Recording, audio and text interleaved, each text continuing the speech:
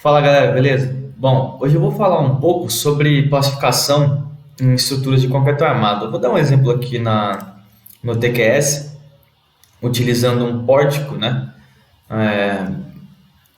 Para a gente entender melhor como funciona isso, né? Então, assim, nos projetos de estrutura de concreto armado, essa consideração da redistribuição de esforço está presente basicamente em 100% dos casos.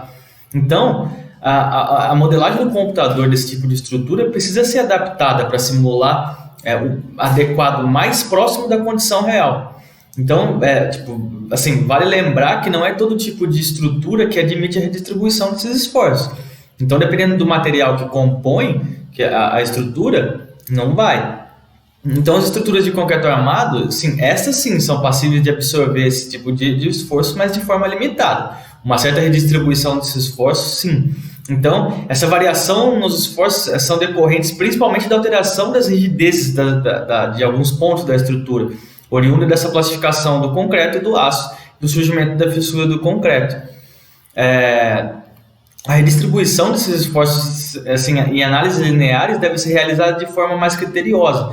Existem algumas limitações que os esforços devem ser distribuídos de forma mais coerente, claro, né? A imposição da distribuição dos esforços exagerada pode gerar uma estrutura mais insegura. O TQS mostra isso para a gente.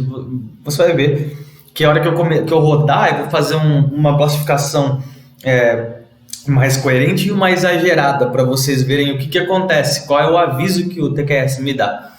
Então, ele vai... basicamente que a estrutura está desequilibrada e frágil, né? Então, uma estrutura de concreto armado ela não é apta para aguentar qualquer tipo de desaforo que a gente impõe ali. Então, nunca, em hipótese alguma, seja qualquer tipo de modelagem que a gente adotar, um esforço vai sumir ou ser desprezado. Ou seja, basicamente você tira com uma mão e dá com a outra, porque se você classificou no apoio, claro, você vai tirar do esforço negativo e vai transferir para o positivo. Para algum lugar esse esforço não vai desaparecer da estrutura. Então, tem gente que pode estar para a galera mais nova que não entende e fala, nossa, mas como que você faz isso? Você vai lá e falar para a estrutura na obra que o esforço... Não é. A hora que a gente faz isso, basicamente a gente tira da armação do negativo e aumenta a armação do positivo. Tanto é que é isso que vai mostrar o diagrama que a gente tem que fazer. A gente vai tirar ali, vai diminuir no negativo e vai aumentar no positivo. Na NBR 6118, no item 14.5.3, lá permite que os efeitos dessas ações sejam distribuídos na estrutura, né? Então, desde que as condições de equilíbrio e de utilidade sejam obrigatoriamente atendidas, esse tipo de análise é denominada análise linear com distribuição.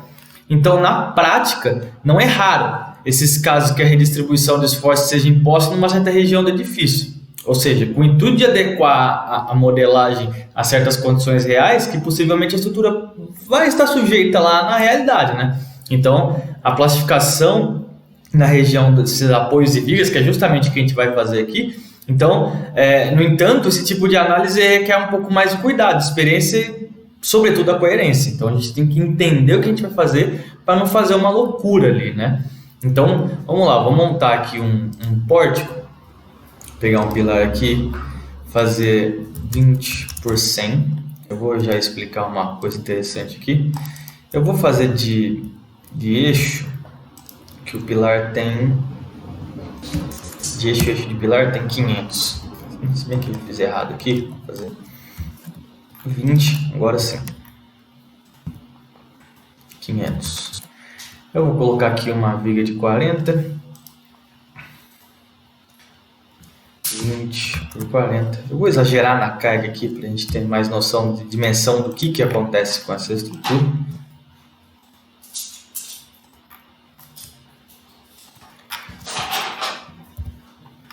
Eu vou copiar essa mesma estrutura aqui e aqui também. Que daí a gente já faz tudo de uma vez só para ficar mais rápido e o vídeo não ficar muito longo. Pera aí.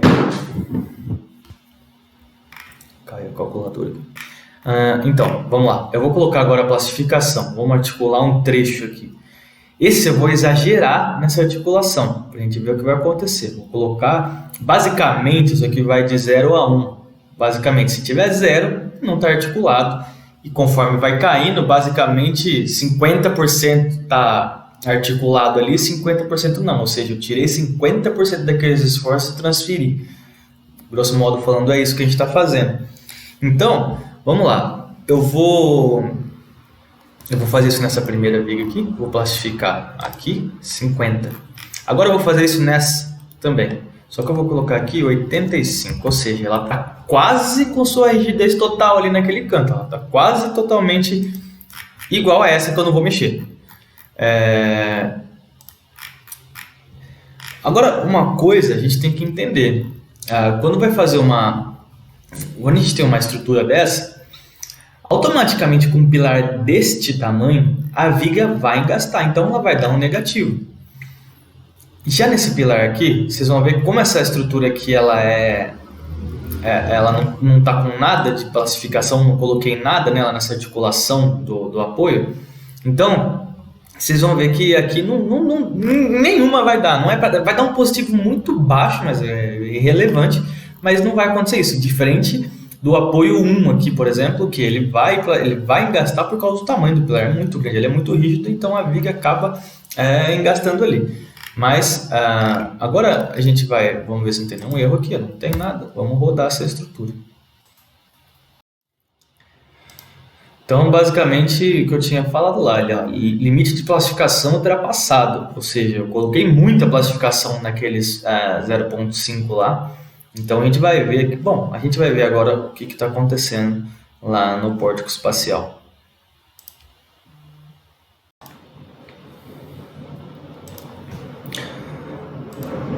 Bom, agora, o que está acontecendo aqui, né? A gente rodou a estrutura, eu entrei pelo elo, né, estado limite último aqui.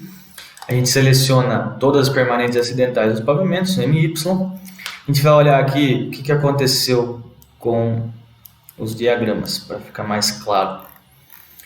Então, na primeira eu não mexi em nada, eu deixei exatamente como a estrutura estava. Então, a gente vê aqui que tem um momento na viga de 5 toneladas, né? E um positivo, negativo, né? E um positivo de 3. Um pilar absorveu 7 toneladas aqui.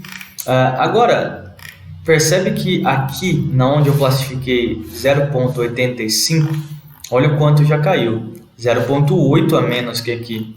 A gente plastifica, então esse esforço acabou indo para cá. Tá vendo? Então, para algum lugar ele vai. Então, ele foi redistribuído e veio para cá. 3,3. Agora, aqui, que eu plastifiquei 0,5, basicamente 50%, olha o que acontece. O positivo aumentou muito. Eu plastifiquei demais essa viga, então quase nada de negativo aqui.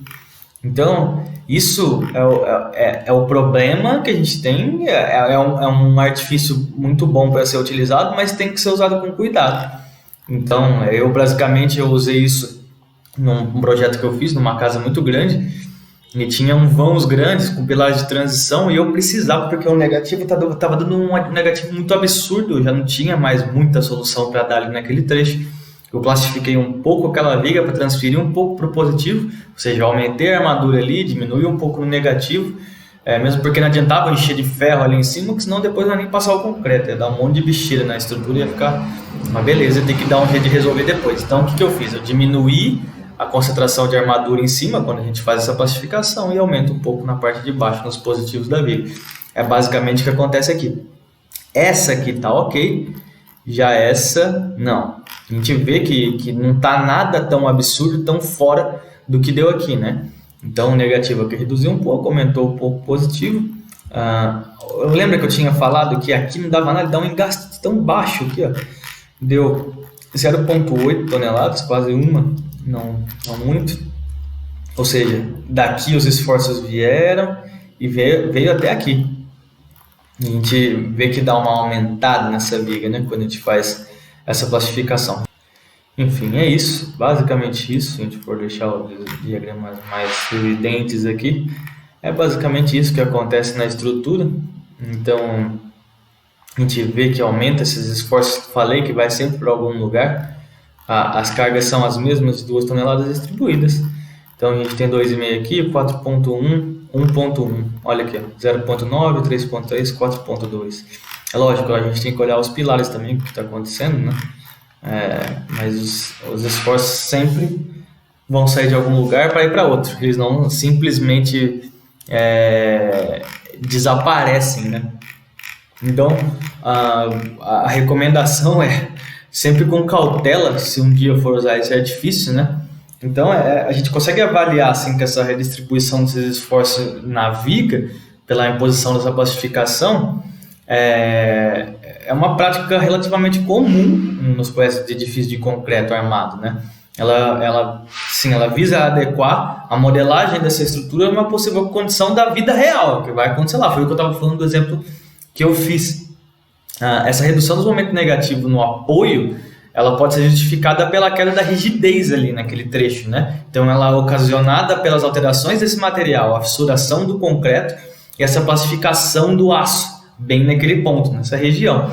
Então, é importante a gente salientar que tem alguns aspectos relevantes, né? Existem algumas limitações nessa imposição da redistribuição desses momentos vetores. Vocês viram ali que deu erro, né? Junto aos apoios nessas vigas. E isso aí visa garantir as boas condições de utilidade nessas regiões, né? Então, lá na seção 14 da NBR, na parte de análise estrutural, fala um pouco disso. Então, a gente observando que eu reduzi esses momentos negativos nos apoios, os positivos no meio do vão aumentaram, né? Então, a gente tem que lembrar sempre que esses esforços em uma estrutura de concreto armado, eles vão se redistribuir, como eu estava mostrando ali. Eles nunca vão desaparecer. Bom, era isso. Espero que tenha ajudado. E é isso. Um abraço.